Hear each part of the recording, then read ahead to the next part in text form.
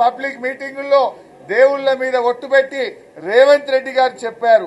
కానీ ఈరోజు దారుణంగా రాష్ట్ర శాసనసభలో రుణమాఫీ అయిపోయింది, 2 లక్షల పైన చేయము అని చెప్పి ఇవాళ వ్యవసాయ శాఖ మంత్రి చెప్తున్నారు. ఎట్టి పరిస్థితుల్లో ఈ ప్రభుత్వాన్ని వదిలిపెట్టము.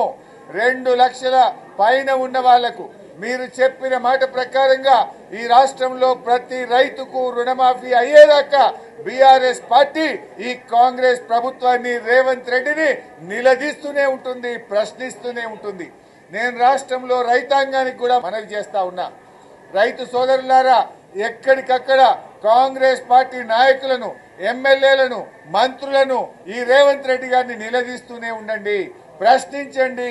ఆ రోజు ఏం చెప్పారు, అసెంబ్లీలో ఏం చెప్పారు, దేవుళ్ల మీద ఒట్లు పెట్టి ఏం చెప్పారు, ఇవాళ రుణమాఫీ అయిపోయిందని చెప్పి చేతులెత్తితే ఈ కాంగ్రెస్ ప్రభుత్వాన్ని వదిలిపెట్టే ప్రశ్న లేదు.